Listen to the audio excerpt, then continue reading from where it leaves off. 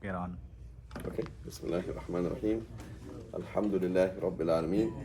Wassalatu wassalamu ala Sayyidil Anbiya'i wal Mursaleen. Allahumma allimna ma yanfa'una wanfa'na bima tu'allimuna wa zidna bi fadlik ilman wa ta'liman innaka ala kulli shay'in qadir. So last week we started with past tense verb and we looked at that basic structure and we said that we need to know our conjugations. So let's quickly review our conjugations of the past tense verb, inshallah. And who can tell me why units in 11, 12 might be unit 1? Why, if you were teaching Arabic, it might make sense to say just start with unit 11 instead of unit what we saw. Why would that make sense? It teaches about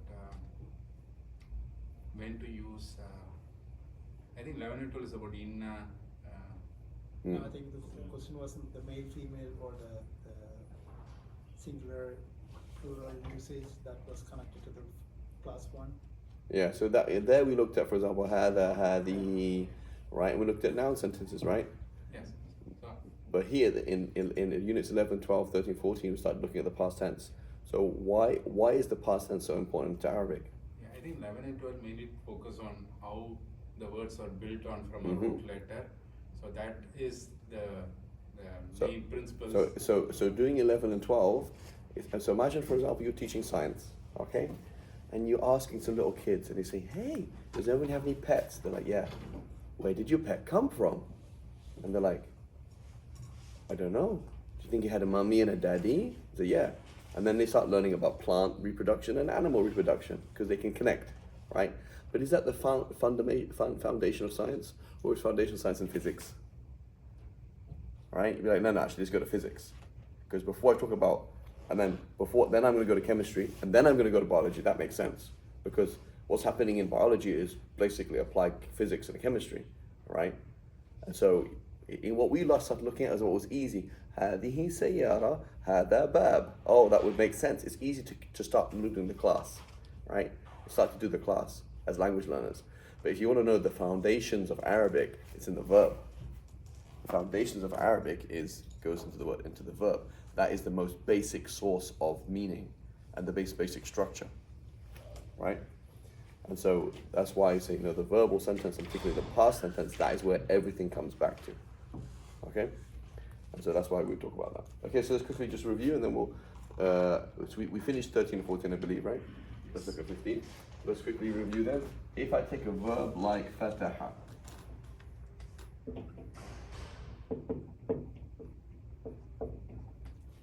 and I want to say,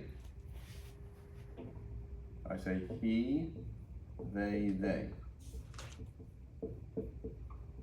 Remember? And then I say she, they. And then that's our 6. And then we have you.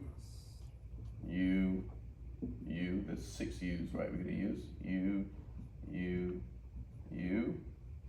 And then we're going to have I, we. That's how we conjugate in Arabic, right? So first of all, why am I repeating a word? What does that mean? They. What does that mean? The feminine. Pair and the plural. Good. This is the dual, Dual and this is also the dual, and then this is masculine, so dual masculine, and then dual feminine, right? And then this is plural masculine, and this is plural feminine. Usually say feminine plural, but it doesn't matter, right? And then the you, the same thing. I'm going to say you, male, singular. You, 2 people. You, plural, masculine, plural. You, singular, feminine. You, feminine, dual. You, feminine, plural, right? And then I and we. Right? And does we change gender? No. We is we. It doesn't change gender. In I and V, right? In I and V. I and we, there's no gender difference, yeah. Okay, so how am I going to do fataha? Fataha. How am I going to go down? Fataha. Fatahu. Fataha. Fatahat. Fatahat. Fatahatuma. فتحتا. You're going to here. You're going to you. Yeah. أنتما فتحتما. فتحتا. فتحتنا. فتحنا. فتح. So this is very important in tajweed. Why you do long and short vowels. Inna fatahna. No. Inna fatahna.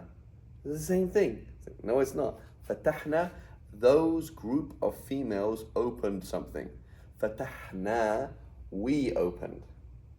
Right? Inna anzalna. That means we, those females sent down. What did they send down? Anzalna, we sent down. Totally different. Right? And so we have to be careful about those things.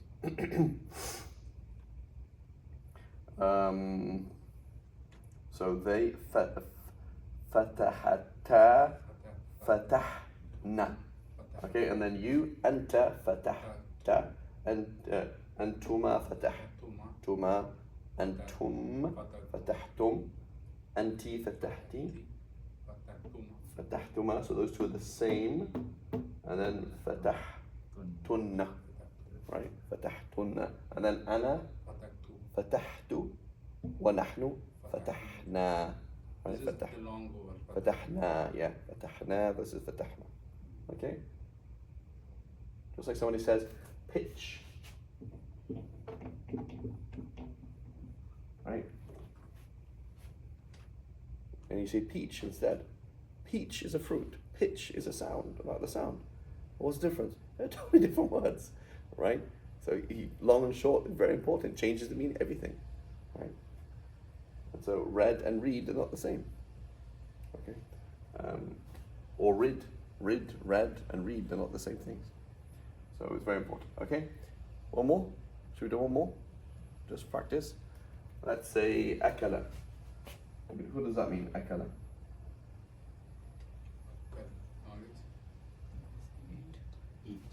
Yeah. So literally though, he ate. So we use it in the dictionary. You might say akala, to eat, because in English that's the stem, to eat. Right? That's the stem, right? Whereas in Arabic the stem is he did X. Right? He did something. Okay. So to eat. So akala, he ate. So let's do this one. Akala.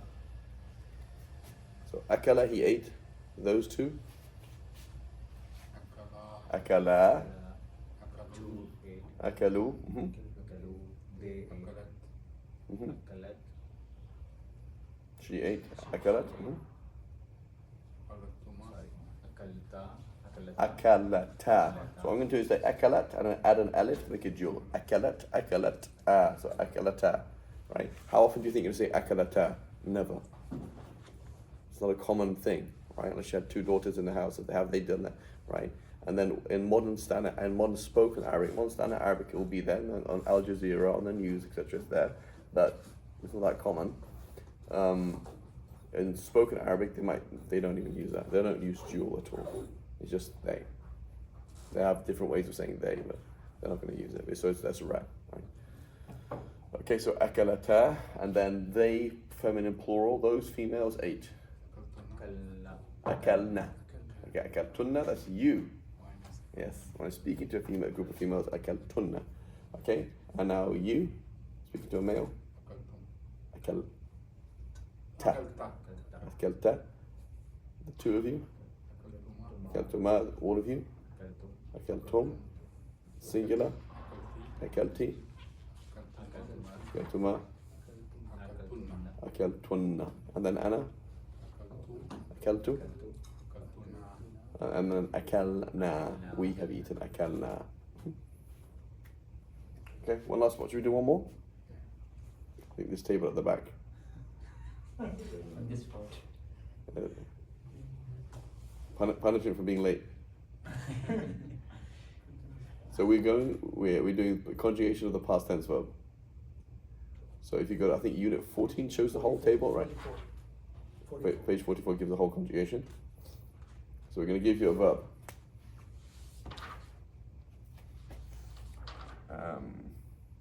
Let's take a new verb. Akala.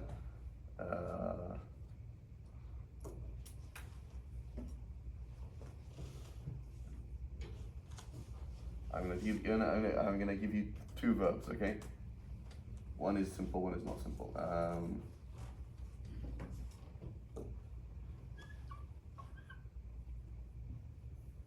Samaha, to allow or to forgive. Ismah yusmah lak. Forgive and you will be forgiven. Right?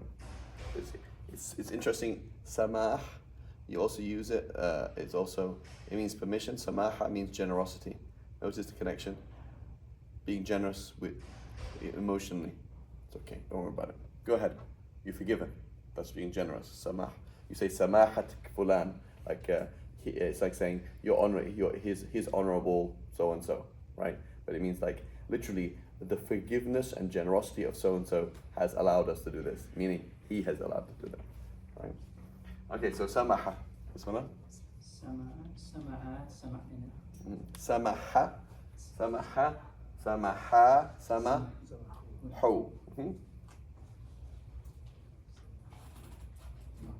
Samahat. So it's a plural? Samahat, we need the next one. We did samahat. So we need to do they, dual feminine.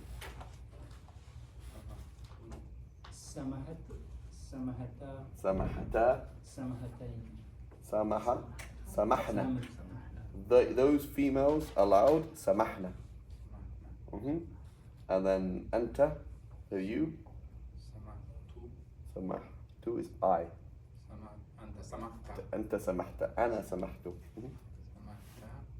So samahta, samahtuma, samahtum, samahti. Like, so we use that frequently. Lo samahti. If you would allow, lo samahti or lo samahta, right? If you would allow. If you would be so kind, it's kind of polite, right? Otherwise say fadlan, min fadlik. You can say out of your generosity, could you do this, right? Min fadlik, but lo samahta. So what's it? Anti samahti, antuma samahtuma, antunna samahtunna, ana samahtu, samahna. Right? Okay, so now I'm going to give you a complex verb. I'll give you an example then of root letters.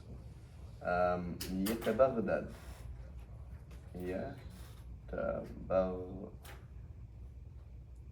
That's present tense. Let me call them. تبغدد. تبغدد. Which means to swagger as if you got tons of money. What do you think the root word is? It means to walk around as if you like, I'm big, I got money. To stretch, to flex. Right, exactly. Right, flexing is. So what do you think where do you think it's from? Take off the ta, what happens? Baghdad. Where's Baghdad? The commercial Of Iraq. So we look at Baghdad today, it's like, oh, there's problems there, right? But Baghdad for like I don't know how many millennia, but even before the Muslims, was a super important place. Why did the Mongols sack Baghdad? It's like saying because that's one of the most important hubs ever. So Baghdad means to carry yourself with pride because you're from a wealthy area called Baghdad, right? To walk around as if you're right. So see how we can make out any word because the system. You get a root letter, right? You do this. Yatakalfan means to act as if you're from California, right? Tahannada, he became Indian. Right? So what is ta? Ta just makes it. Ta is so we'll see this later on. This is in reality a 4 root letter word, but the ta is we'll see it later on as what we call a form 5 verb, where you can add this ta and you add the ta in the beginning and you double the middle letter and it usually means to become something. Right, talawwana, to take on a color. Loan is a color. Talawwana. Here is to become wealthy. To walk around as if you got lots of money, and you're from Baghdad. Right, London, to speak with a London accent. Right? You can see the whole structure. You can make up words quite easily, and the structure is all is verb based. It is not noun based, right? Okay, so tabaghdada, exactly the same. We can conjugate in the same way. Tabaghdada, tabaghdada, tabaghdada. Good. Tabaghdadu. Mhm. That. Tabagda. Tabaghdadata. Good. Tabaghdadna. Tabaghdadina. Anta tabaghdadta. Antuma tabaghdadtuma. Antum tabaghdadtum. Anti tabaghdadti. Tabaghdadtuma tabaghdadtunna. أنا تبغددت نحن تبغددنا, right? And I also mentioned this example because this is it's important to us as Muslims and part of civilizations anyway, but generally what happens is we are writing, right, in Latin words, correct? These are Latin letters. So English, we don't have our own letters, we don't have our own numbers. We either write in Latin letters or Arabic numerals, correct? Oh. So where does that come from? That comes from rise of civilizations. So a bunch of people in Rome, right? If you hear the story of Romulus and Remus and how they started Rome, it's basically a bunch of thugs, a small tribe of people. But they are challenged and they meet a challenge. And they're very tough people. The Romans are very strong people, they're very tough people. And they meet a challenge and suddenly, right, their civilization becomes like this. How does the civilization go down again? Because they become wealthy. You become wealthy and lazy. Why is the Bay Area, why is the tech world full of Indians and Chinese people? Well, because there's money here. Why would you come here otherwise? We're going to help. Who's going to go? I'm going to go and work in some random African country doing tech, or just to help them out. I'm not going to do that. There's no money. Why would I go there, right? So it's financially. You're in a financial. It's financially advantageous. You work really, really hard. You work harder than the local people, and you take over. And you go and buy houses in California in cash, right? We see these Chinese people taking over. That's what's happening, right? And so this is important for the Muslims. This is exactly what happened. Is Islam was like this. You have people. They are Bedouins, people of the desert. You have nothing, right? When they went first to Persia, the Persians laughed at them, said, "What do you want? Like, you're fighting us. This is a bit stupid. What, you hungry?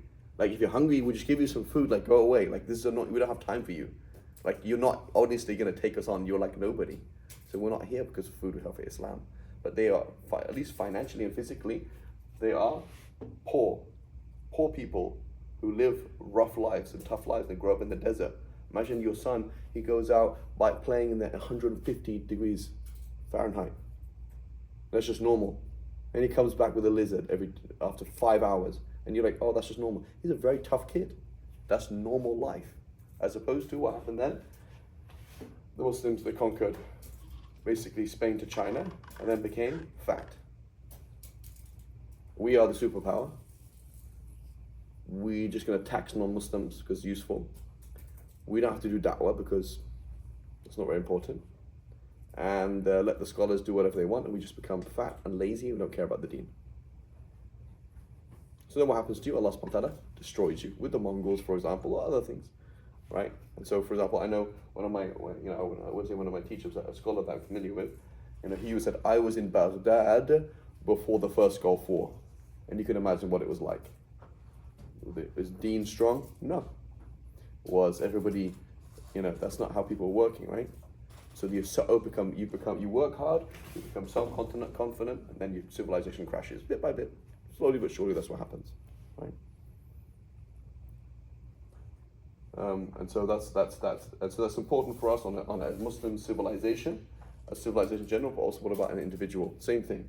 You were sinful, you made tawbah and you started changing, and now, mashallah, you're in the masjid and you've done umrah, you've done hajj, you've done this, you've done that. So like, oh, I'm religious, and then whoops, pride comes before a fall, right? So your own civilization as an individual, right? In your own business, You're not ahead of the game, right? You're in a certain age. Everyone else has MBAs. You don't have an MBA. Everyone else has been thinking about new strategies. How am I going to play this whole thing, and you haven't? And then suddenly pride comes for a fall. Whatever it is, right? In our dunya and in our deen, this is this cycle. Right? That's the cycle. Right? So you get about that. Notice the whole verb in it. He became his show off. He's swaggering himself as if he's from Baghdad. And then what happened to Baghdad? Right? Same thing. Right? Okay. Bismillah. So that's our past tense verb. Let's go on to unit 15 then, and let's slow down a little bit. Okay. So if somebody can just read on unit 15, I believe we're gonna. So verb, past tense, number, and gender. Mm-hmm. What do you want to read? Let's just look at our examples. أخذنا منكم ميثاقا غليظا. Mm-hmm. So where is our past tense? Past tense verb. أخذنا. أخذنا. So أخذ, that's our Hamza, Kha, Dhal. Okay? And then we put a sukoon, but na, that means we have taken. وأخذنا. Okay? No, أخذنا. أخذنا. And they have taken. Okay, وأخذنا منكم ميثاقا غليظا. What is this? This is in marriage. They have taken from you a huge promise. Right? As the Prophet ﷺ said, any man who marries a woman for any amount of mahar, whether it's a lot or not a lot, and he has no intention of giving her rights, it's as if he's committed zina. Right? So many people are like, oh, let's make it halal. What do you mean make it halal? If you're intending to give her rights, that's fine. Otherwise, you're just playing with the deen. Right? Can I pray while watching TV? Allahu Akbar. Yeah, it counts, right? So no, I mean, I said the words, right? Yawm al-Qiyamah, does it count? Can I steal someone's money and go on Hajj? Yeah, I mean, you did it. Here you are, right? Does it accept it from you? No. So, marriage is not a joke. You get married. You have married for a reason. I intend to give this man or this woman her rights, or his rights. Right? So this Allah subhanahu wa ta'ala says, أَخَذْنَا مِنْكُمْ مِيثَاق. Right? Mithaq is a huge, big word. Right? A big promise that is ghaleel, is very heavy, like wow. Right? Bismillah. فلما رأينا. رأينا. Good. So when they saw him, فلما رأينه أكبرنه. Yeah. So رأينه. So we have Ra, Hamza, ya means to see.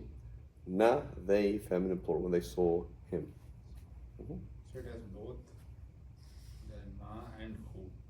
Na Yeah, the means- who, na is they, who is him. So they saw him. Yeah.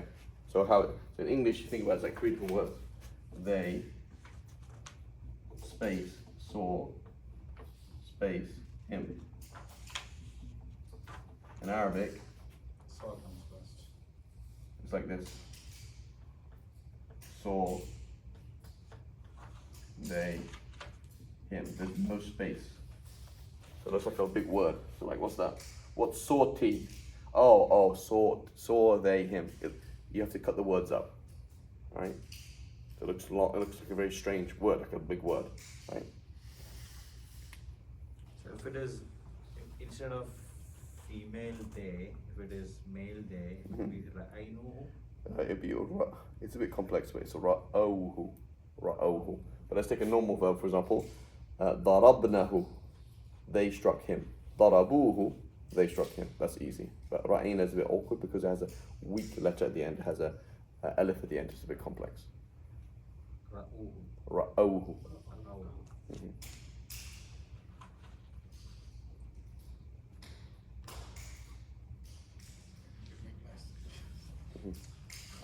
خلق السماوات والأرض. خلق. That was it. فَلَمَّا رَأَيْنَهُ, that's it? Yeah, falamma. Okay. So what does fa mean? So, So, right? And lamma, when. So there's three words we need to know. Okay? There's either, which means when. And there's is, which means when. And there's lamma, which means when. Okay? What's the difference? This is for the future. Right? إِذَا جَاءَ نَصْرُ اللَّهِ وَالْفَتْحُ. When the help of Allah will come, then do this. Right? That's for the future. Okay? إِذَا. Then we have إِذ, which is for the past. Okay? And then لَمَّا, this is also the past. Okay? But it has a response as well.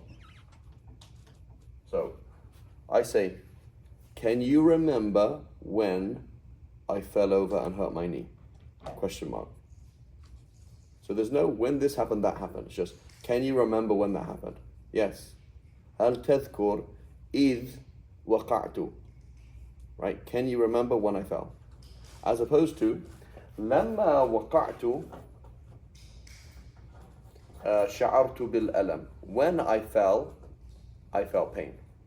There's A and B. So here it's an incomplete sentence. It says, when they saw him, and I'm like, well, what happened next? Because it says lamma. Lamma this. Right? There's always when this happened, that happened. So when I'm using that structure, when this happened, that happened, I use lamma.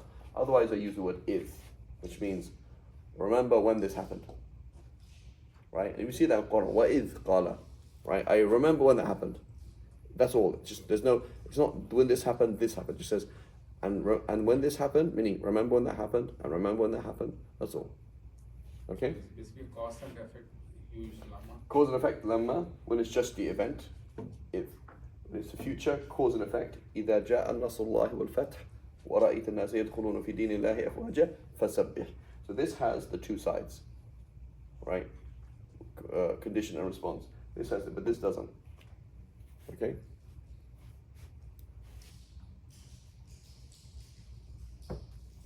Okay, so that was number. What was sentence number 3? خلقنا السماوات والأرض. خلقنا or خلقنا? خلقنا. Good. So what's the difference? خلقنا or خلقنا? What's the difference? We created. Allah subhanahu wa ta'ala said, it is we. With all the might that we had, we created the heavens and the earth and the universe. خلقنا السماوات والأرض. With the na is?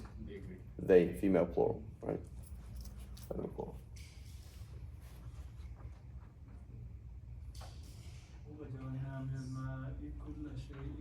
جعلنا, right? And we made of water every single living thing, right? So I believe there are certain living things that don't need oxygen, I believe.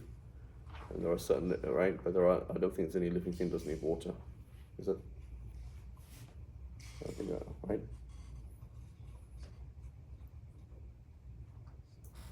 أنزلنا من السماء ماء. أنزلنا من السماء. Why is it سماء with a kasra? من السماء. And then ماء. Why is it ماء? Ma'an is default. Ma'un is default. Yeah.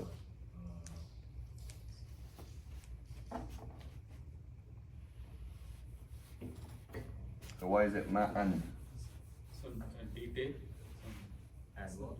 Is it an adverb? Or is it if I put the word he, would I put the word he in its place or him in its place? We sent down from the sky.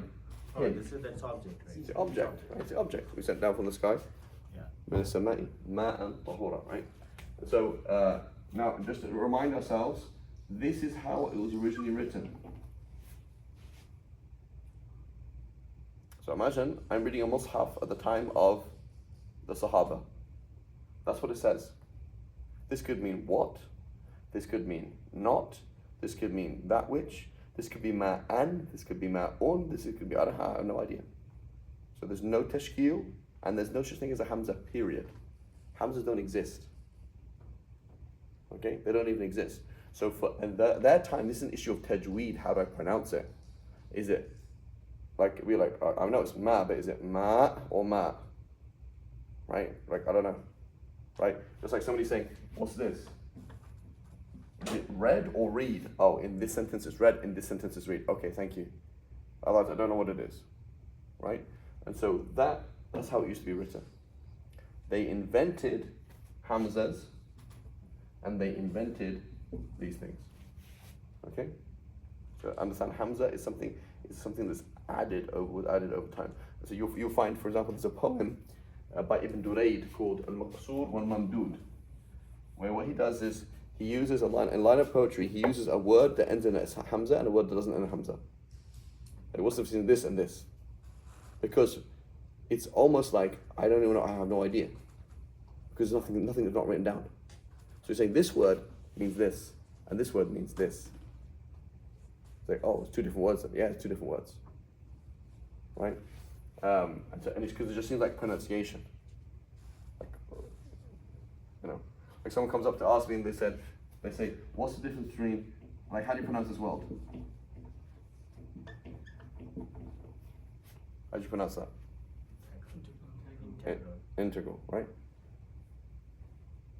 Okay, well, so I come up to you and say, well, where's the intonation? See, in English, there's no way to write intonation, is there? How I say it, where's the emphasis? There's no way to write it in English. We don't write it, we just learn it. This is integral. The emphasis is here. Integral. You don't say integral. You do as an adjective. He's an integral part of our team. You change the emphasis, it becomes an adjective. Oh, where's that? Where is it written down? It's not written down. And it's a different word, right? So intonation is not written down. In Arabic, there's no such thing as intonation, so it doesn't matter. Can you see that in English language, there's nothing there. It's like, I have to know, what is this word? In order to pronounce it, I need to learn how to read. The letters alone do not preserve the sound. So the same thing, the mushaf alone, the mushaf is not the source. What's the source is? Tajweed. Talaqi, studying with a sheikh, this is how the Sahaba recited it. I studied with so-and-so and so-and-so and so-and-so and so-and-so, that's the default, that's the source. This is just a kind of like shorthand, right? Just a note. It doesn't preserve everything. It is not the basis, right?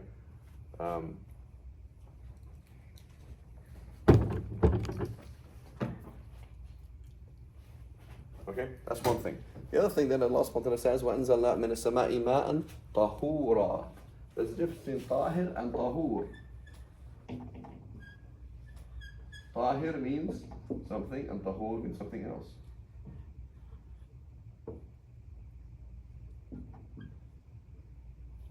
Who knows what tahir means? Pure. This is pure, right? This is purifying. Right? And fa'ul, this pattern, fa'ul is usually used for a substance. Like sahur is the thing that you eat for suhoor. Fatur is the thing that you eat for futur, breakfast. Right? Waqud means fuel. Wuqud means burning. So wuqud is the process. Waqud is the thing that you use for it. So Allah subhanahu wa ta'ala says, and we have sent down from the sky this thing that you use for purifying. So this is why the position of the majority of scholars is you cannot purify things with anything other than water. It's not possible. Right? So for example, there's some blood here, and I get some spray and just spray on it and wipe it with the tissue. It's not tahir. It's not tahir because Allah subhanahu wa ta'ala says you have to use water. You want to disinfect it, and then put water on it. Now it's tahir, now it's pure. Right? That's position of the jumhur, position of the majority of scholars. Right? The Hanafis, they say, hang on a minute, is removing najasa is an act of worship? Does it need a niyyah? Do you have to face the qibla and if it rained outside on your car, there was some blood on your car and then it rained on it, that's enough, right? It's not ibadah, okay? So there's ibadah and there's nothing that says you, like the Prophet showed us how to make wudu, and you only use water. So therefore you can only use water. That's because ibadah. But the Hanafis say, however, whatever, generally speaking, I'm not going to go into details, but whatever purifies. However you remove the najasa is fine. But for the majority of scholars, Allah subhanahu wa ta'ala set down water to purify you. So the only thing that purifies you is water. If you want to use something else first, that's fine. Disinfectant, thing to get the stain off, whatever, but you have to have water at some point. Otherwise it's not pure. Okay?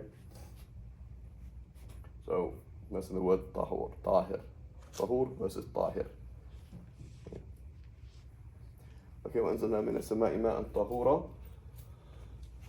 doing wudu is an act of worship. And therefore, so we're not, so it's an act of worship, therefore it needs a niyyah. Right? Again, the Hanafis, they say you don't need niyyah. And we say, hey, how is that possible? And they have their evidence, whatever. Right? But they would agree we have to have water.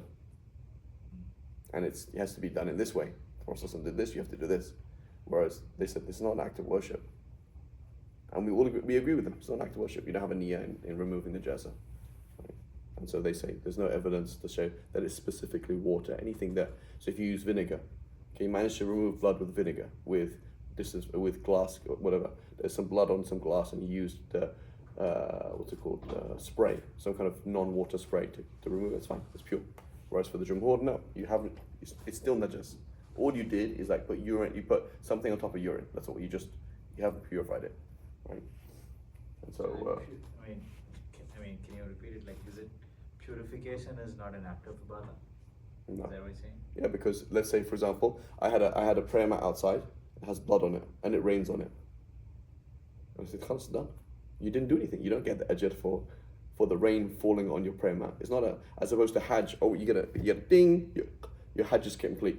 You didn't even go. How did you do ibadah? You didn't get into ihram. You didn't do anything. So for ibadah, you have to do something, right? You have to intend. You have to do it, etc. Whereas removing filth is not ibadah in itself, right? And it doesn't need a niyyah in itself, right? Doing wudu is like Doing wudu is not removing the najasa, right? That's different. Yeah. But anyway, the Hanafis, they say that you don't need to have niyyah for wudu. You don't get the reward, but the Hanafi said if you got out of the shower, okay, have you washed your face, arms, hair? Yeah, okay, Allahu Akbar. You don't get the ajr, but you're tahir, you're ready to pray, right? Somebody pushes you into a pond, right? That's enough. Whereas for the jumhur, it's an act of worship. You have to intend, right? So with a Hanafi, you push him into a swimming pool. Shafi, you say intend now, and then push him in. So as per Hanafi, you don't need to, while taking bath. If that's enough, right? You had a shower. That means did you? Allah subhanahu wa ta'ala. So Allah subhanahu wa ta'ala says, wash this. Did you do it? Yeah. Does it say intend? No. Doesn't say that in the Quran. Intend, right? And we say, of course, intend. Otherwise, how it wouldn't count, right? But anyway, my point here is, tahur means we have sent. Allah subhanahu wa ta'ala saying it's almost like saying I've sent down something very, very specific for you, which is this tool for you to purify with, and that's water. The Hanafi school is very useful for certain, because for example, let's say dry cleaning. Dry cleaning does not purify. So you had some vomit and you took it to the dry cleaner and it came out. That's not pure for the majority of scholars. There was no water involved. Whereas for the Hanafis, it's removed the scholars. When water is not there, we use sand method like sands or something which you can. Yeah, say it again, sorry. Like when we don't find the water, we could use. Something else is great. So, but anyway, there's a debate there. Okay. Bismillah. So what's the next line? Number 4.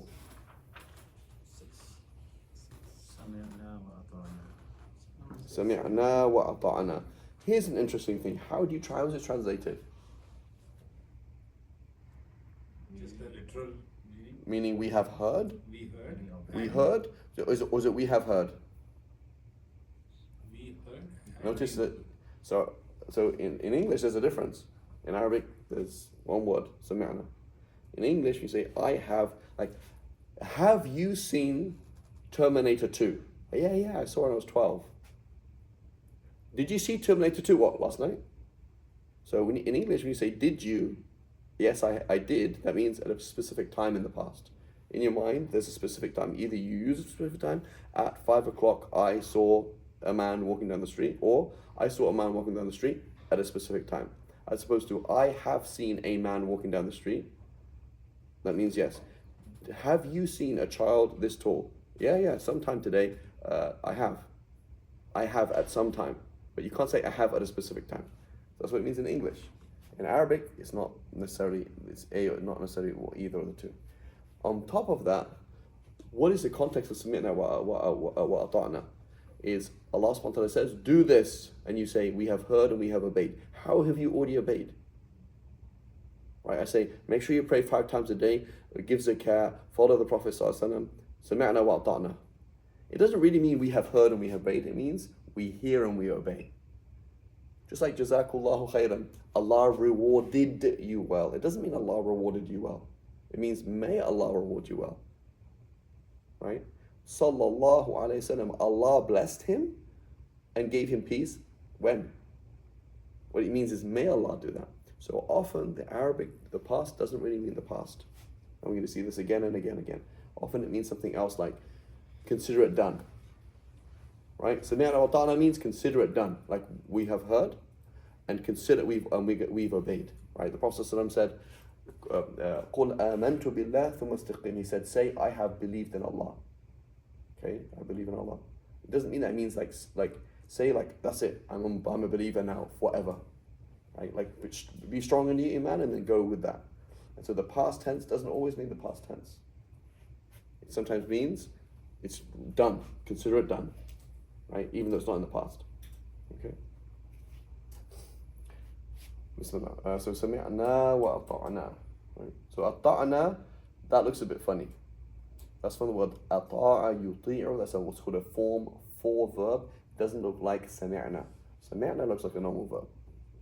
Right? 3 letters, fatha, dhamma, fatha, kasra in the middle, and then something else.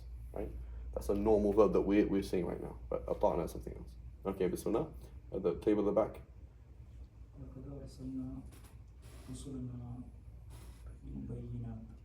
Why rusulana? Why is the fatha on rusulana? Object. We have sent our messengers. And the single, the plural of this is so rusul is the plural of which word? Rasul. So that's a broken plural, right? Rasul, rusul, kitab, kutub. Right? Okay, bismillah. بالبينات, yeah. Bismillah. ولقد أرسلنا موسى بآياتنا. Where's the Musa بآياتنا? So أرسلنا. Okay, we have sent. So أرسل يرسل. Again, there's not like a normal verb. We haven't seen verbs like that. Notice it has 4 letters in it. أرسل. We haven't seen this. This later on we're going to see is a form for verb. Right? Arsala. It's used a lot in the Quran to he sent. Right? Arsalna, right? Arsalna. Yeah, so arsala, he sent. Arsalna, we sent. What I'm trying to show is that the base thing is not 3 letters. What we're looking right now is 3 letters. That's the structure. That's a form 1 verb. This is a form 4 verb. Right, so what we're going to do is get that base structure and then we're going to change it. The conjugation will be the same. Arsaltu, arsalna, etc. But it has a different structure. Right? This is a 4-letter. This is not no. The 3 letters are ra, sin, lam. It's not 4 letters, but it's something's been added to change the structure. Okay, so this is like f of x to f of x. Right. So you said okay. For example, f of x equals sin. What's it called? Let's say f of x equals something, right? Equals x squared. So what's 2 f of x? Oh, it's going to be 2. So now I'm going to make it like this. It's going to change. It's going to change the angle, right? So what's going to happen, the same thing is I'm going to get the same thing, and now I can change each verb into 10 different patterns to change the flavor of the verb. So the structure looks a bit different, but the conjugation is the same. The ending is the same. Okay. So is the root word arsala? The root letters are ra, sin, lam. Yeah, root letters are that word. What's the root word? The root word. We use the word so it's a bit tricky. Use the word risl, which means you say, for example, ala rislik, which means take it easy, like being loose. So it's almost like arsala means to let loose. We have let loose. So, but it's tricky to find like the exact original meaning. Is it of af'ala form? This is af'ala, yes. So af'ala is what we call form for verbs. Af'ala.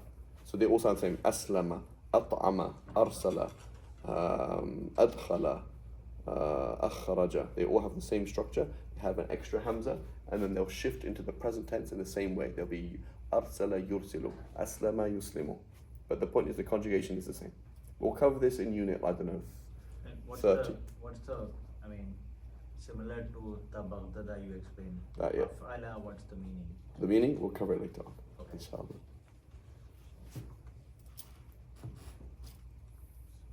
Don't touch anything. the previous one, what is the reason for ending it as bil bayinati? كسرة. the It's bil. Oh. بالبينات كسرة. So the sound feminine plural ends in a kasra in the genitive and is in a kasra in the accusative. Right? رأيت البينات, I saw the clear signs. Right? But what is the meaning of be in this? With. With.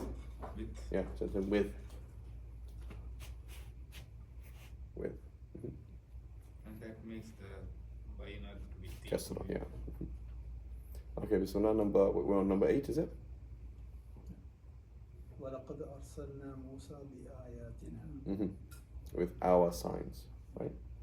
And indeed we did send Musa with our signs.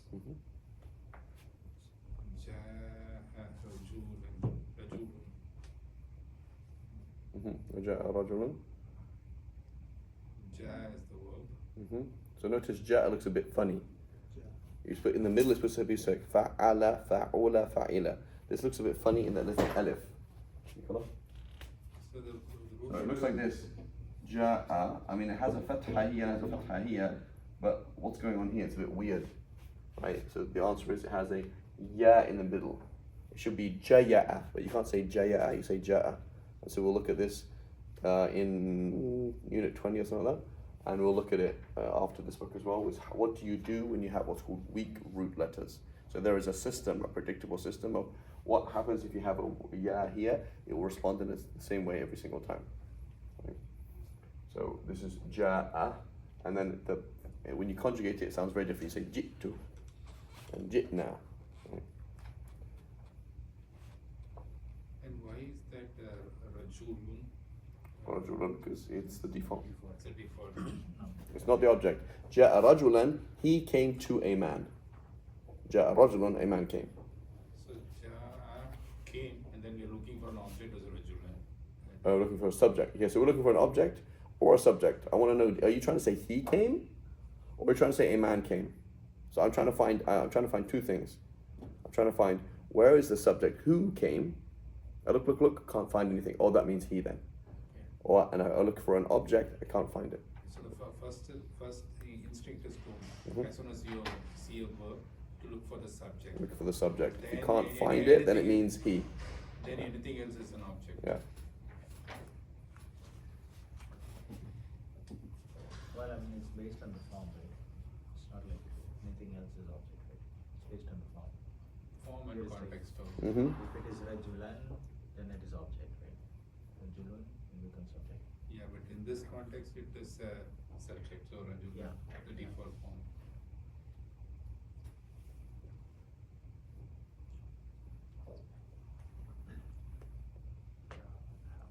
Ja al-haq. Mhm. Al-haq.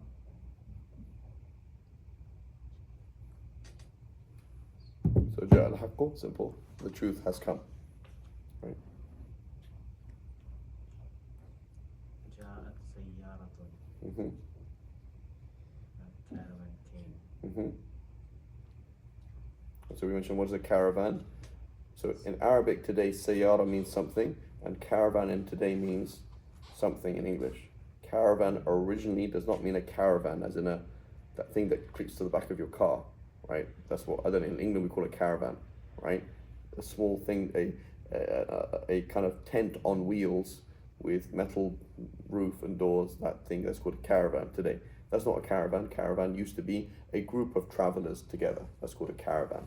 Right, Sayyara used to be a group of travelers together, and they're connected in chains. It'd be like 200 camels connected together with rope, and it moves all together. Right, and it's a useful fiqh discussion as well. Is can a woman travel by herself? So the answer is no. The Prophet said, what do you say?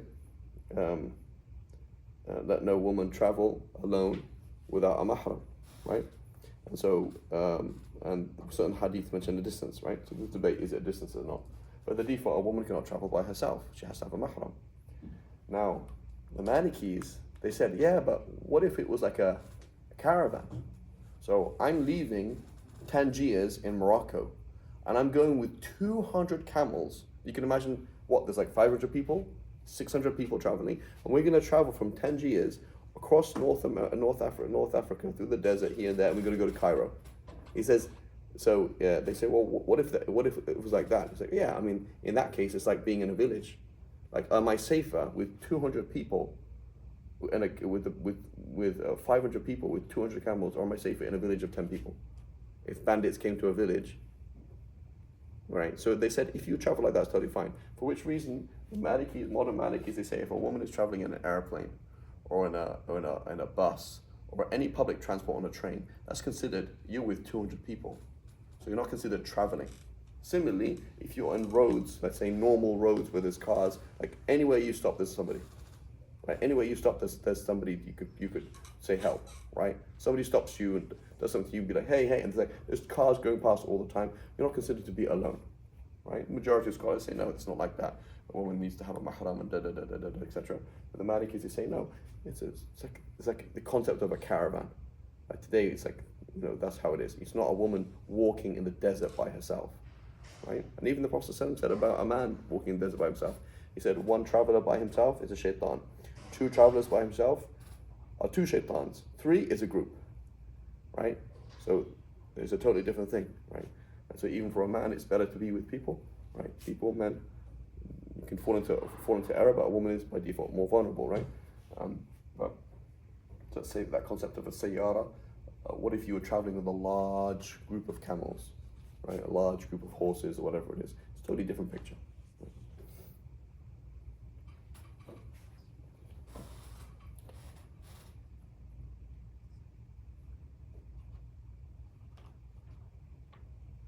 Okay, bismillah.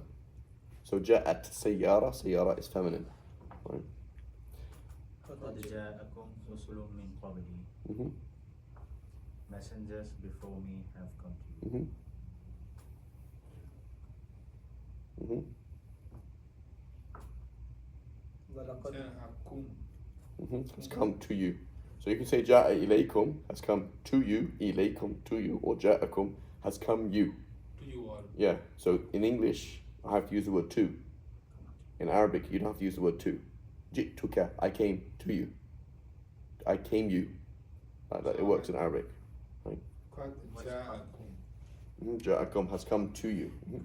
What's qad doing here? Qad means indeed. Indeed. Yeah. So qad means indeed. It also means about to or just. So for example, qad qamat as-salah could mean the prayer is about to be established, or could mean the prayer has already been established. So some scholars, they would actually do the takbir. The imam would do the takbir before the muqim has finished. It says qad qamat as-salah.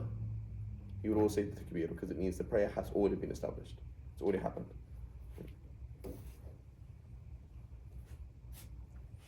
وَلَقَدْ جَاءَتْ رُسُلُنَا إِبْرَاهِيمَ Mm-hmm.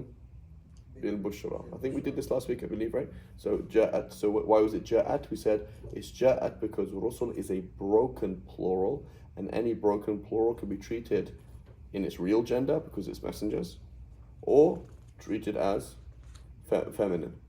You can say Ja'at Rijalun or Ja'a Rijalun. Rijal is masculine, so it should be Ja'a, but because it's a broken plural, you can also say Ja'at, right? And again, this is in Quranic Arabic, at the time of the Prophet ﷺ. Can I say that today? No. Modern standard Arabic, as I speak on Al Jazeera or something like that, you can't do that. That doesn't make any sense. Why is it Ja'at Rijal? Doesn't make any sense. Why would you do that? Right? But in classical Arabic, in the Quran, in the Hadith, in the pre-Islamic poetry, it's called pre-classical Arabic, you can do both.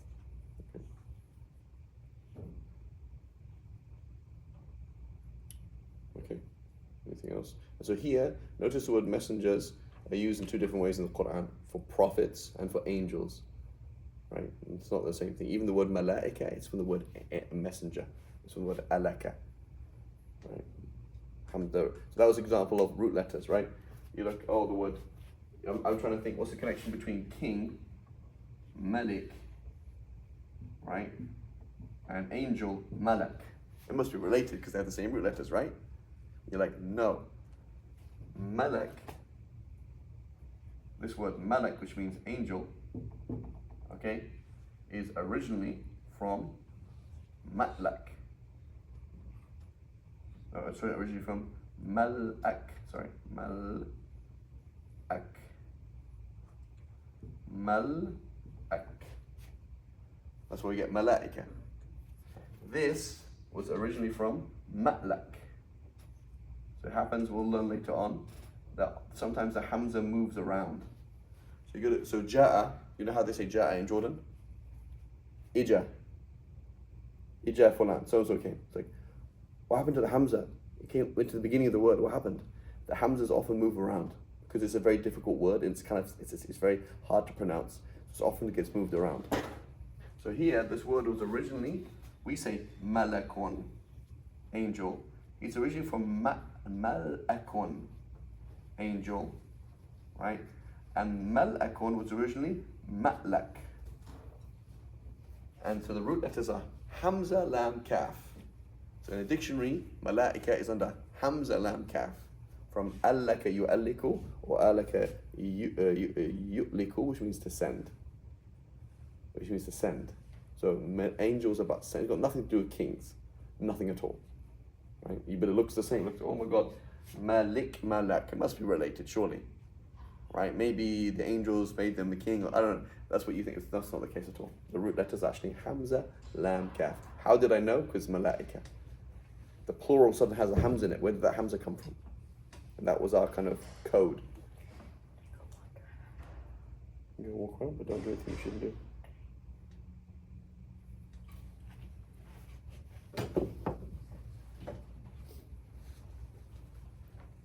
Okay. That's so we're on to that was 15 we just did. 13. Next is 14. 13 done. Yeah. 14, 15. Okay, but I thought so. We didn't get to 15. Only 13 done.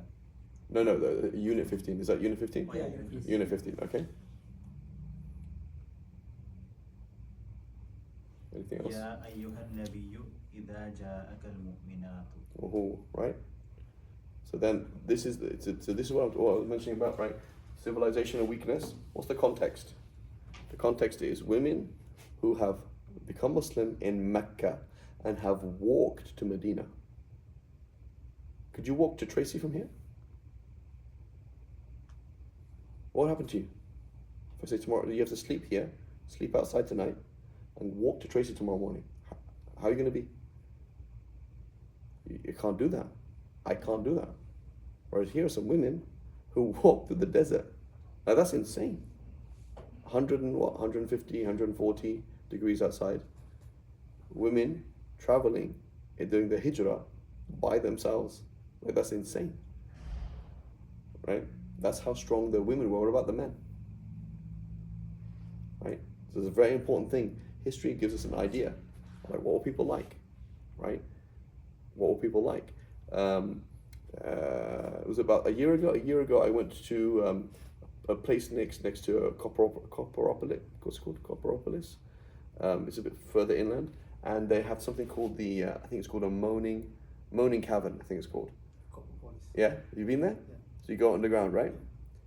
So just the concept of the himma and the resolve of the white settlers. Like, you just come to this area, it's crazy anyway, right? You're coming here, you're trying to make it big in the dunya. You've left Ireland, you've left England, you're going to come here, you're going to be without your family, and you're going to try and make a lot of money. You're going to get a ranch, you're going to try and do this. It's very, very difficult. So what did they do is, if you've been inside, right, you go outside, you go down this ladder. They didn't have a ladder. And then you get to a certain point, okay, which is, I think you go down 60 feet. And then they went down, so some people, random people from the gold rush, they're going down holding with no electricity, no oxygen masks. They went down to something like 100. So they go below the area where there's oxygen, searching for like 2 months for gold, going through these little tunnels. Like, are you insane? Like, that kind of himma, that's what made America. But that himma goes down, no more America. Right? So, they came for the dunya, and they get what they're for the dunya, but look how the resolve that people had. People do crazy things, like they're very, very tough. Right? I was reading, there's a very beautiful, very important book. It's called Black Elk Speaks. It's one of the last chiefs of the Red Indians. Right? He's talking about his own biography. He had a vision when he was a young man, what's going to happen, and it all happened. Right? And he was there at was it Colonel Custer's last stand, and the last battles with the white people, they end. So he says, this is what we do. You see, he describes when we're 14, this is what you do as a 14-year-old. He says you go on the hunt, and you're going to go and you're going to go and hunt bison. And he said this is what a 14-year-old would do. You ride up, you're on a horse with no saddle and no reins. You ride up next to a bison which weighs I don't know how much and is not a nice animal. It's a very dangerous animal. Okay, they ride up to it with a bow, shoot the bow into here, into his heart, and then by yourself you get a knife and you butcher, I don't know, ridiculous amount of meat by yourself. Like, I can't kill a sheep by myself. Like, how would you expect me to ride up next to a deadly animal on a horse without a saddle and get a bow and shoot him in from here, behind his ribs, into his heart, and then cut the whole thing apart? That's so hard. But this is what men were like. This is what people were like. And it's very important to see these things like, oh, there's a problem with us. This is what people did. We talk to our parents like, oh, right, this is normal life. Right, this is normal life. Women giving birth in the field, that's just normal. You give birth in the field, the child lives, the child doesn't live, that's normal life. That was how things were. And now it's like, oh, I got to take 9 months off work, and this happened and that happened. It's like, there's something wrong with us, right? There's something wrong with us that they don't have this, toughness. And so here, that's just normal thing. Here, these women, they left Medina and they're going through the desert for how long? I don't know how long it takes, ages. And that's just normal. It's not even a surprise. Like, oh wow, they did it. It's normal travel. Okay, right. So here, the mu'minat is masculine or feminine? Feminine. Feminine. The verb is masculine or feminine? The verb is feminine. No. So is it ja'at or ja'a? Ja. Ja'a. We have a problem then. How is it ja'aka al-mu'minat? The answer is a sound feminine plural. If it is separated from its verb, you can get into two options. You can say ja'atka or ja'aka. If it's separated. So there's a pronoun between ja'atka. It doesn't say ja' al-mu'minat. Ja' al-mu'minat is problematic, but ja'aka al-mu'minat is separated with the pronoun. You can do two things. Now, rhetorically, you have two options. Why do you think Allah subhanahu wa ta'ala made it masculine? Where's the rhetorical side of it? Allah subhanahu wa ta'ala could have said ja'atka al-mu'minat. He could have said ja'aka al-mu'minat. Why did he make it masculine? Are these women of resolve or weak women who don't know what they're doing? These are strong women. These are women who are like, kufr is wrong, iman is right. I am going to leave and walk through the desert for however long it takes, and I'm going to go to a place where we're going to lose. They don't have an army, and they're about to get killed by the whole of Saudi Arabia, and I will die with them. That's iman. Right? That's iman. Right? You have to understand, what does it mean to be hijrah? Right? Hijrah is, I'm willing to relinquish my American passport, my Indian passport, my whatever passport you have, and I'm going to go in an island in the middle of nowhere where there's no electricity and there's no army, and I'm willing to get bombed. That's what hijrah meant. That's what it meant. Because you leave your tribe. They said that even when the Prophet ﷺ was leaving Medina, his uncle was with him. He wasn't a believer yet. He goes to the Ansar and says, are you going to look after him? Because when he leaves us, we're not going to look after him. You know that, right? So that's like somebody saying, here's my American passport. What are you going to do? You can't even get to there. You can't get to the airplane. I don't care.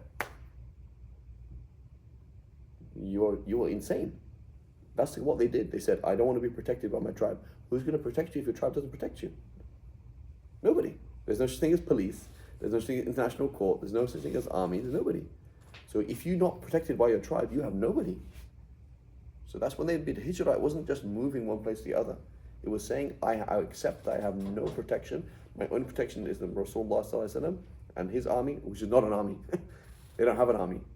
Their army is small and they don't have anything. So basically, you're going to join the losing side, and I'll die as iman. That's the kind of iman that they had, right? That's the kind of iman that they had, right? For us, it's like, oh, should live in a Muslim country, no Muslim country, right? That's what we mean by hijrah. For them, it was totally different. It's like, live in a Muslim country that is financially militarily suicidal. Like, there's nothing.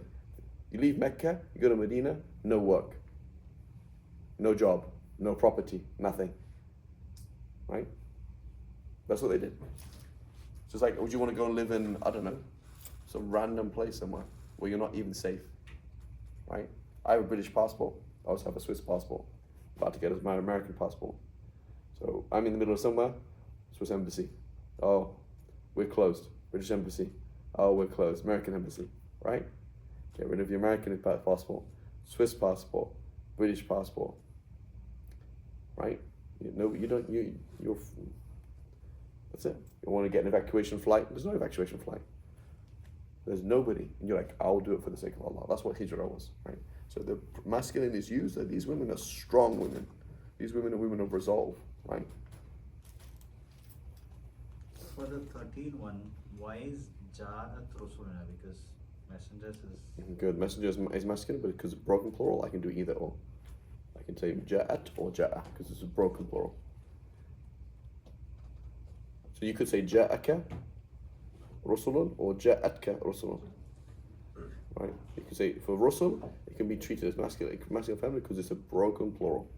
For Mu'minat, you can treat it as masculine or feminine because it's divided. There's a gap between the verb and the word itself. Okay? Shouldn't it be like Walaqad Ja'a Rasuluna? It could be, right? And in another verse it is.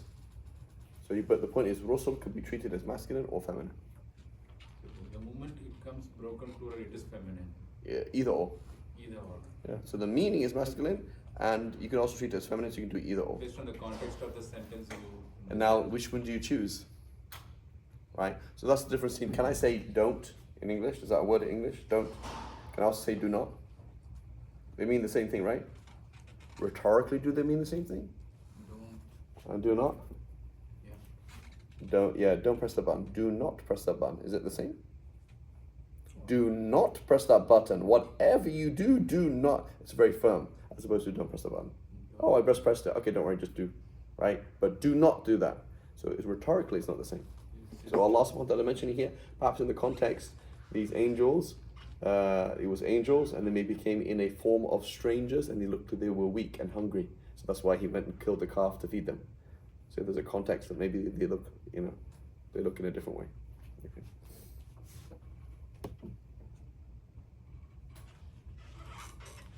Okay, Bismillah. وجاء إخوة يوسف فدخلوا Mhm. عليه فعرفهم. Good. So let's do a literal translation of this. So I'm gonna write this. Sorry, give me the English translation, and I'm gonna then underneath it we're gonna do a literal translation And the underneath it. brothers of Yusuf came and entered unto him, and he recognized them. So again. So said And the brothers of Yusuf and came the Brothers brothers of Yusuf of Yusuf came came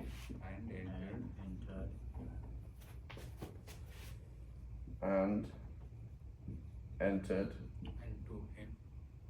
and entered unto unto him. him. Right? That's a bit archaic. Entered unto him, that's fine. and he recognized. And he recognized. And he recognized them. And he recognized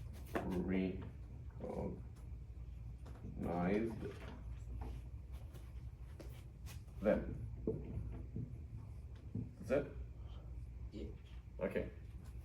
So now let's put the Arabic. It's not gonna be, if I do the written, it's not gonna really work. So let's put word for word for the Arabic. So where's the word for and? Wa. Wa.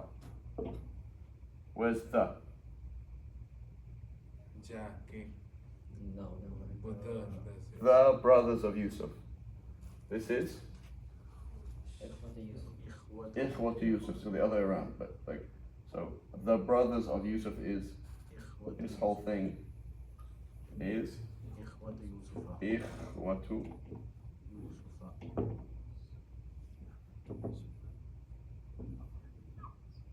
Yusufa. Okay? Where's the word came? Ja. Ja. Okay. And what? Entered. Oh, it's دخلوا دخلوا it's فدخل. فدخلوا. Oh, then entered. But anyway, fine. Not a big deal. دخلوا دخلوا. So دخلوا. دخلوا. Okay. Here the fa is and then فدخلوا. Yeah. Then. then fa. Yeah, I mean, so it's kind of translated and. Okay, fa. فدخلوا. عليه. Unto. Onto him. عليه. So this whole thing is on him. They entered on him. عليه. No, why is it not alayhu? Why is it alayhi? Because of the ya. So when there's a ya before it, you pronounce the ha as a e. When it's normally you say, for example, kitabuhu, kitabahu, but fi kitabihi. Whenever there's a kasra or a ya before the ha sound, it becomes he and him. Right? So now alayhim as opposed to alayhum. Okay. Okay. Recognized. عرفة Arafa. Right. Arafa. Hum. Right. What do we notice between these two verbs? This is dakhalu and this is dakhal. What's the difference between, oh, sorry, this is ja'a. What's the difference between ja'a and dakhalu? Ja is singular Mm-hmm. basically. So ja'a, so it says ja'a ikhwatu Yusuf, came the brothers of Yusuf. So I don't need to say anything after it because the subject of ja'a is this. So ja'a ikhwatu Yusuf. So this Dhamma says, I am the subject of this verb. Don't say they, because there's no they, right? Now it says, and came the brothers of Yusuf, fa dakhalu alayhi, and entered. Now entered, where's the subject of entered in English? What's that? In English, the subject of entered is here, Yeah. right? Like, I am Swiss and English. So Swiss goes back to me, English goes back to me. In Arabic, because the verb comes first, what do I have to do? I have to say, and they entered. I have to repeat the word they, because this dakhala comes after ikhwa. So I have to say, and came the brothers of Yusuf, then they entered, and entered they, because the verb always has to be followed by a subject. Okay, so I can't just say dakhala. Dakhala would mean what? He. If I said dakhala, that would mean, and the brothers of Yusuf came, and he entered upon himself. Like, who's he? What, Yusuf? So I have to say dakhalu, because then I have to repeat the word they. Okay? So that the system is, the verb always has to be followed by a subject. Yes. So I can't say things like dakhalu. I can't say ja'a ikhwatu Yusuf fadakhal, because dakhal does not come before. It comes after ikhwat Yusuf. It has to come before it. So if it comes after its subject, I have to say they. I have to say came home the students and they ate food. I can't say came home the students and ate food.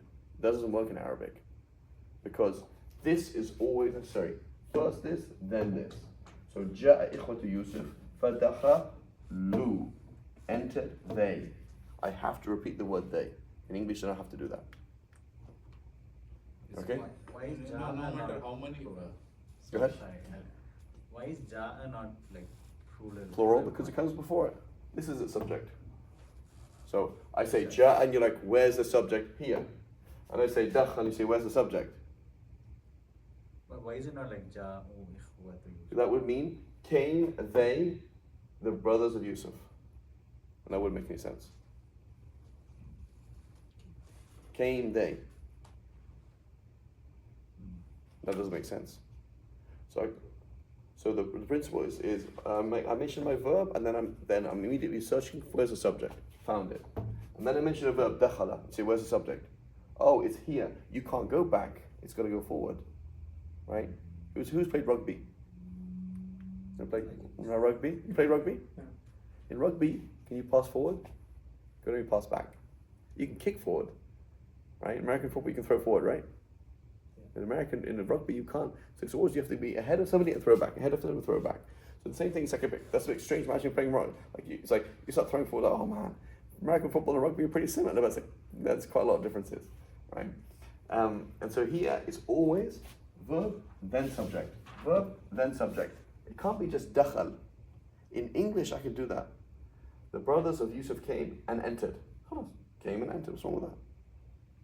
In Arabic, I have to say, the brothers of Yusuf came and they entered, and then they asked, and then they sat down, and then they did this. I have to keep referring to the word they, because I'm going to mention the verb after the subject. So I have to keep mentioning they. So here, dakhalu, that who Means they. is the they. they. Yeah. So it sounds funny. And the brothers of Yusuf came and they entered. That sounds a bit strange. I mean, I guess that makes sense, but it sounds a bit weird in English. Like, why? I mean, it's not wrong, but it sounds a bit strange. Like, it's unnecessary. In Arabic, it's absolutely necessary. Can't survive without it. Just like you'll find later on as well. Alayhi. In English, you can have a preposition without anything afterwards, right? You can say, for example, the sender, the sent to. Like, I am the sent to. Who is the sent to? Oh, that person. Or who's your go-to? This is my go-to. In Arabic, you can never have a preposition without something there. That doesn't exist. You can't say like ala just by itself, right? You have to say alayhi, alaykum, alay this. So you're going to see this thing where there's lots of repeated pronouns. Like, why did you have to use that pronoun? Because you can't just have things floating like that. Okay, so the rule is verb, then subject. If you're going to use a verb and there's no subject, you're going to have to throw in a pronoun. Otherwise it won't make sense. Okay? So I understood that. So you have to have verb and then subject. If you're going to use a verb and not mention a subject, you're going to have to use some. You're going to have to put something there. So you're going to have to say they. You're going to have to say I, etc. You know? It's like the word you Yeah. wrote in. So I came, ate, and left. How do you say in Arabic? I came, I ate, I left. I did this. I did. Like, you said I 5 times. You trying to emphasize something about you? No. That's just, I can't do it in any other way in Arabic. I can't say I came, ate, and left. That doesn't exist. You have to say I came, I ate, I left. Okay. I'm a little confused. Like for 13, it is وَلَقَدْ جَاءَتْ رُسُلُنَا, right? So there, rusuluna is what came, right?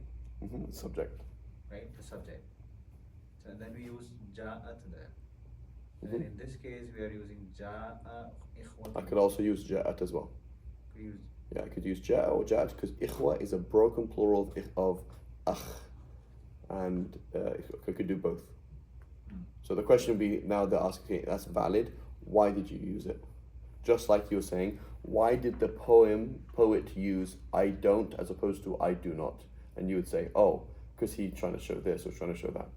Okay, but grammatically it's just because it's valid. Okay.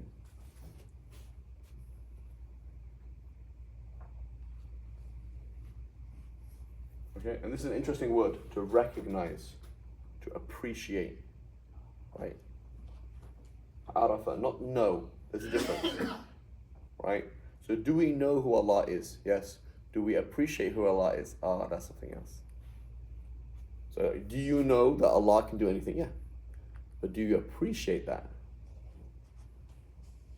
Right? Do you know that your wife has cooked for you for X amount of years? Yeah. Do you appreciate that? Oh, that's something else. So in Arabic, we call it no. You say no, arafa, right? But it's not the same. Like alima, he knew.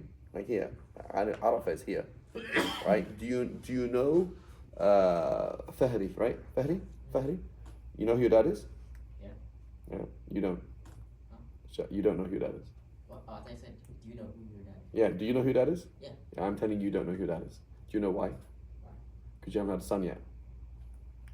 So when your son will be born, inshallah ta'ala, next week, inshallah, soon, next year, inshallah, when he gets married on Friday, inshallah, ya Rab, right? Then he's be like, oh, right? Suddenly you see your dad, and now you recognize, because you suddenly, now you're looking through your dad's eyes. You don't know who your dad is, right? You don't know who your dad is, right? Until you become a dad. Do you know who your mum is? Yeah, that lady. Will you ever recognize who she is? No. You could never understand. just like Allah subhanahu wa ta'ala. You could appreciate, you get married, like, oh man, you see through your wife's eyes somewhat, what is it like to be a mother, right? How many times, for example, your wife's like, please can you check on the kids, like, the kids are fine. Check on the kids, you're like, okay, calm down. And the kids hurt themselves. It's like, subhanAllah, how did she know? How did she know? Right? It's almost like, she's Allah, right? How did she know that? Like, because her care and concern, right? She has no idea, right? She has no idea. My dad used to always tell me, we love you, we love you, we love you. You don't know until you have kids. Oh, but can you know that? So can you understand can you recognize who your mother is now? You never given birth. You're not a woman. You don't know what it's like.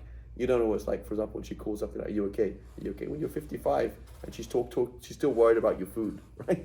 You're 55 because right? What about Allah? Allah's concern for us. You have no idea. But you can increase it, right? So this is Iman. Iman is here and is here. Iman is here. Do I know that Allah has power? Yeah. So if you lost your job and you lost your citizenship and you became disabled, could Allah provide for you? Yeah. What about here? Could you do it here? That's something else. That's Iman now. This is real Iman. Like, I really appreciate what it means that Allah subhanahu wa ta'ala can do anything. What it means that Allah subhanahu wa ta'ala has provided for me. Do you know that Allah is your provider? Do you recognize that? Do you appreciate that, right? And so this is a very interesting word, ma'rifah, right? Arafa, arif, right? As opposed to recognize something, and often it comes with, there's the opposite is kafara. So amana and kafara, to believe, right? But then there's amara, so one is kafara, to not recognize something, and the other one is ma'rifah, to appreciate something, right? Is Arafah and the Hajj Arafah is same? Arafah, yeah, so they say, I don't know if it's true or not, they say that I would say that Adam came to earth, he was separated from Hawa, and they recognize each other at Arafah. It's called I don't know if it's true or not. Allah. There's also stories, right? Mm-hmm. Like they say that he landed in Sri Lanka, like, I don't know. Is it true or not? I don't know. Okay, Bismillah.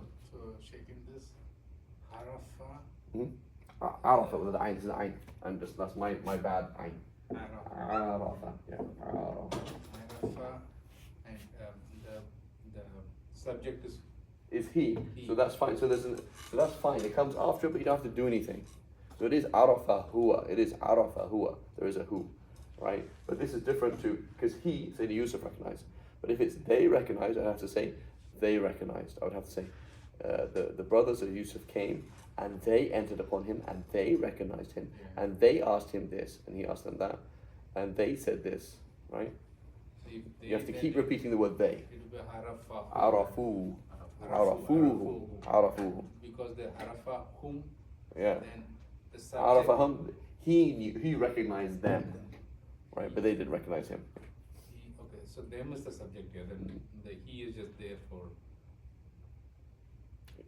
Yeah, that's the subject of Arafah is huwa. It's an implied huwa, and the object is hum. So there's the implied The implied huwa. subject, and this is the object. Yes, yeah. So here's a question, right? And it's not a tafsir question. Did they recognize him? Did they not recognize him intentionally or unintentionally? In the story. Yeah. So imagine the context. There's hasad between brothers, envy between brothers. They plot to kill him. They decide not to kill him, but there's this issue, right? So now this kid that you have issues with, that he now rose to the top, and you need him, right? You put him in well, but now he knew so. So that's emotionally, okay. What's happening is it that you don't recognize him, or you don't recognize him, or you can't bear to recognize him. Is it by choice that you don't recognize it, right? Or is it by, like, honestly, I don't recognize the person? Is it here or is it here? Or is it both? Understanding. So basically, the brothers are not able to recognize him because He looks different. Young kid. Maybe. I'm just saying. What I'm just saying is a lot of recognition is when we see things, we don't see things just here. Information comes in and we process it, right? Raw data. You guys do data, right? How was it? What's the term? There's like there's a word for it, like like the data. How you process deep data, right? But we process data emotionally. Yeah. So you forgot, for example, something. Did you forget it? Or because you have a data problem, or did you delete it emotionally? So with Allah, so I'm not here to judge what happened there. But with Allah subhanahu wa ta'ala, it's emotional. That's why kufr is an emotional and moral thing. It is not like, oh, I didn't know. Sure, you didn't know. Like from someone comes up to you like, oh, by the way, you didn't know, but the Expo, for example, supports Israel. You're like, oh, I didn't know. Right? I don't know if they do or not. Right? I'm just saying that's a fact. As opposed to you knew, but you just like not there. Like you saw what's going on, but you're just not there. Like emotionally, like you saw Allah's signs on the horizon and in yourself, but you just like, but you cover it emotionally. So that can happen. Where you recognize somebody, right? The way you talk to people. This person can't know. Why can't he know? Because, he's he. Like, so you judge somebody, and then you put somebody in a certain way, and his answer's wrong just because he's speaking. It's like, subhanAllah, like your nafs is putting a barrier and reinterpreting everything around you, right? She's rude because that's who she is. Well, maybe she wasn't rude then, but you put her in a box, or put him in a box. You put Allah in a box. Allah doesn't exist, therefore the signs of Allah cannot be seen by me, right? I am super important, therefore everything revolves around me, right? So it's very important, and I'm not talking about the story itself, but you're talking about recognizing something. Half of it is you don't want to recognize it. You don't want to appreciate it. Or you either, so that means that's why the Prophet ﷺ said, whoever thanks people, you don't thank Allah until you thank people. When you appreciate, you're willing to be the person who other people have helped out. Like that person has done given you a huge favor, but you don't want to recognize it from Allah, or you don't want to recognize it from that person. And so you cover it. So the kafir is like that. I don't want to have somebody, I don't want to have a God. I am very happy being God. When you come along, like I'm happy to do good things, but I don't want to be told you owe every single thing to somebody and you have nothing. And every single thing you've done in your life is only because of the pure favor of Allah and you are nobody. I don't want to be told that. So I deny it. And they just put blankets and blankets of emotional covering on people. I don't know, what's it called? Why would I become Muslim? Muslims have dark skin. Okay, subhanAllah. So you're not even willing to listen because you are deeply racist to the core. And most people are like that, right? That's how they think. They have a way of thinking. You don't even want to entertain the idea that they might be right. Because look at them. How could they be right? Right? So it could be a level of comfort, don't want to listen, interacting with other people, or seeing Allah's signs. So that's why appreciating, for example, the beauty of Allah subhanahu wa ta'ala in this flower is an emotional thing and a moral thing. And Allah subhanahu wa ta'ala says, I was showing you my beauty every 2 seconds. You didn't read or appreciate it. I was blocking it intentionally. Oh Allah, please forgive me. Right? So heedlessness of Allah subhanahu wa ta'ala, being ghafla of Allah subhanahu wa ta'ala, not appreciating Allah subhanahu wa ta'ala, kufr, these are all spectrums of intentionally not recognizing something. Right? Intentionally not appreciating something. Even though you know it's there because it's too complex. Right? Too complex for the kafir, too complex for the sinner. Right? There's somebody who appreciates what wine is. That if you underappreciate, could you possibly appreciate the blessing of a hand and then drink wine? It's not possible. It's not possible. Right? So you would block, and then you can drink wine. And then you could say haram with your tongue. But if you knew how many muscles were there and how many chemical reactions are happening, if we need you to say a bad word, and who enabled you to do all of those things, and all the nodes involved, and the particular combinations of salts and all these kind of things, it's not possible. So what you cover it, and then you sin. You cover it, and then you sin. That's the only way. You cover the respect that's due to a human being, and then you wrong them. You have to not recognize something. And this is an emotional thing, it's not just a mental thing. Sorry, Bismillah. In the story, and just to conclude, his father was emotionally able to recognize him with the smell of his flower. So, and he could appreciate Allah's qudra. Even though my son is far away from me, even though we don't know where he is, Allah subhanahu wa ta'ala can still make it out. So it's still possible. As opposed to, you'd be like, of course it's not my son because my son died ages ago. You're blocking it. Like Allah couldn't do that, right? Whereas, true iman, you're just very positive. Allah can make anything happen. Why not? And so there you could actually smell it, right? So that's a good point. But again, I'm not saying that they necessarily did that. Okay, Bismillah. Okay, that's the last example. And we want to exercise is it page 15 now? Or six? Page number. Which unit is it? 15. No, it's the new 15. Okay, so Bismillah. Let's look at our examples. What do you want through 15? Okay, the 16, Bismillah. Let's look for examples in 16 then. Right? So as I'm saying, what he did is he just did the table and he just spreads it out. He's not really adding anything. Right? So Bismillah, if you look at the examples in 16.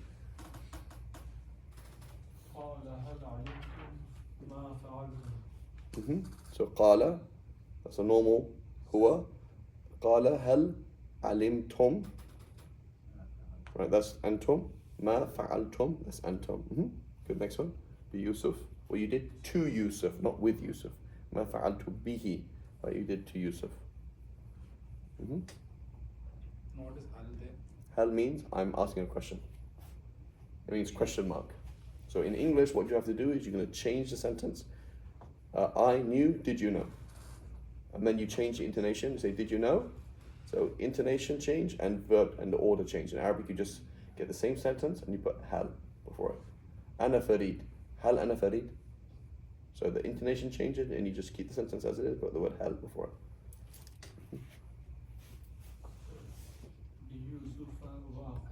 it. Why is it Yusufa? Be Yusufa. Ba harf ja. Why? Because it's not an Arabic word. Most of the Prophet's names are all Hebrew or something else, right? So a non-Arabic word will have a fatha in place of a kasra and it'll have no tanween. So Yusufa. Now it should be ma fa'altu, be for example, binuhin. Binuhin. So why? So you can't have a tanween and it has a fatha in place of a kasra. Okay? Feminine names and non-Arabic names. Okay? Non-Arabic names can have only fatha. They can't have. They can't have tanweens and they can't have kasras. Kasra. So Yeah. if in just. So it should be Yusufin, and then we say you can't have a tanween. Okay, say be Yusufi. You can't have a kasra either. Be Yusufa. So if it was just for Muhammadin, for example. Muhammadin. If it was Muhammad, you can have be Muhammadin because it's a Muhammadin is an Arabic name. Or Salihin, right? Salih. Who else? We have and Hud. But I think that's the three names, right? I'm trying to think. Is another one? Can't think of another one right now off the top of my head. But otherwise, the majority are non-Arabic names, right? And also you'll find they have different versions. Ibrahim, Ibrahim, Abraham. So how do you say in Arabic then? Well, there's three ways of saying it because it's not Arabic. My son's name is Mikael, Mikael, and Mikael. And I think there's also Mikael with an ayn. Right? So like, well, how's there four ways of saying it? Well, because it's not Arabic. Like, so Johanna in English is John or Ian.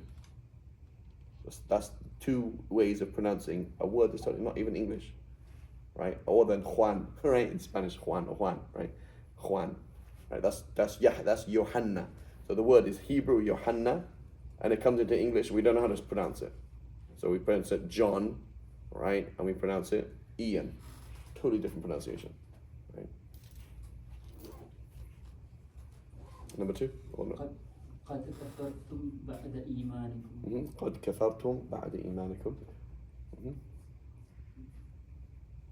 You have disbelieved after believing, right? So this is what we should say to ourselves. Civilization. MashaAllah, you're religious now. إنما الأعمال بالخواتيم. Actions are only by the end. So don't become. You prayed Fajr.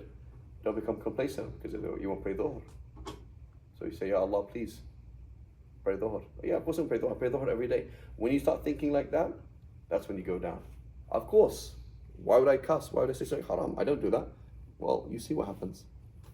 So you're only safe when you don't feel safe. You're only safe when you don't feel safe. As soon as you're like, I'm fine, right? That's Tabaghdada. We're wealthy Iraqis. We're wealthy this. Okay, well here comes the Mongols. Destroyed everything, right? And I think they were like that. They were the Mongols. They sent a messenger. They cut his head off. Is that good politics? Because we're the Arabs. We run the world. Is that Islam? You cut the head off of a messenger, and they sent him back. So then the Genghis Khan said, okay, we'll see what happens to you then. And Allah subhanahu wa ta'ala sent the punishment on them. Right? So this is this mentality, the slave of Allah, I'm a bad person, unless you guide me. Please guide me. Please guide me. I prayed. Can you guarantee you're going to pray Maghrib? I don't know. Have an attitude. And if Allah, you don't have the right attitude, Allah subhanahu wa ta'ala won't accept it for you. Or He'll let you pray, won't give you the reward. So it's adab. Everything is an adab. Right? Everything is adab. They say that what's the difference between a good person and a bad person? How broken-hearted they are. That person who drinks alcohol is like, yeah, Allah, I'm like so disgusted with me that you created me and you guided me and did the bad thing in the world. This person, if he's broken-hearted enough, he'll make tawbah and change. And that's what makes a good person, how broken they are. As opposed to, of course I'm a sheikh, I have a beard, you can't see I've got a beard. Right? That doesn't make you. It's how are you a slave of Allah, not a slave of Allah. Slave is, I have nothing. Ya Allah, please help me. Please help us pray Maghrib. Please help us pray Isha. Allah subhanahu wa ta'ala will keep giving you tawfiq and He'll give you more. But when you're like, oh, I got this, right?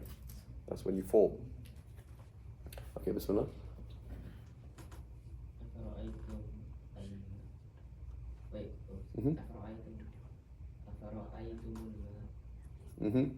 أفرأيتم الماء الذي تشربون.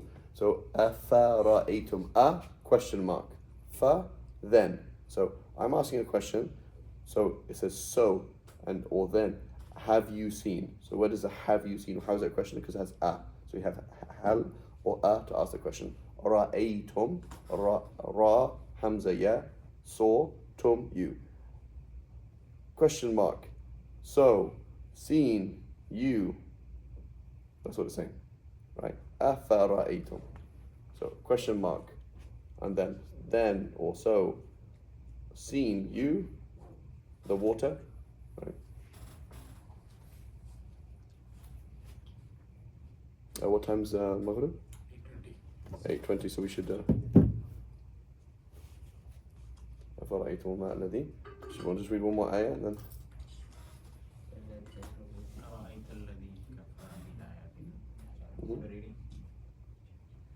أرأيت الذي كفر بآياتنا. Have you seen the one who has disbelieved in our signs? Okay. So kafara, he. Right? No. Yes. And then he said, وَقَالَ لَأُوتَيَنَّ مَالًا وَوَلَدًا. I'm going to be given lots of money and lots of progeny and have lots of kids, right? So istihqaq, the sense of I deserve, is one of the biggest diseases you can ever have. It is what leads to kufr. And it's a big problem with wealthy kids. So money is not a problem, have as much money as you want. But when our kids have, well, like, why can't I have pizza? I had pizza last week. Like, well, why can't I do this, right? Why can't I do this? And he has a sense that I deserve it, right? It's a huge problem. Huge problem. I deserve. You do not deserve. Istihqaq, deserving, is of Allah's attributes, not your attributes. You don't deserve things. You're given things. So there's a key thing for us, like, oh, I deserve respect. You don't deserve anything, right? We also talk about rights. You don't have rights. You're a slave, right? And we have to see that in our kids. It's very dangerous. Kids are like shocked, like, oh my God, like how can I not have this or how can I not have that? It's like you don't deserve anything because they grew up in luxury, right? They don't have to go and get water from the well and 2 hours away.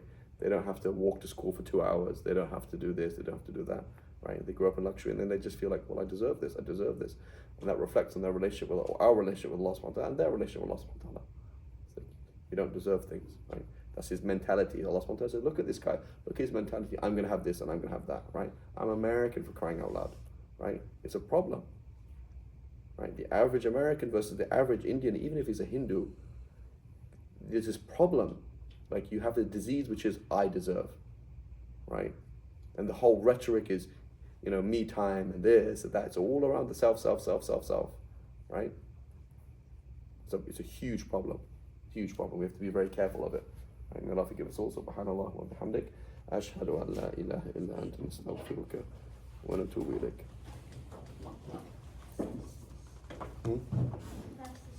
Class dismissed. You want to call that? Class dismissed. No, I have some question. Unless you answer it, it's not. Yeah, you gotta stay here.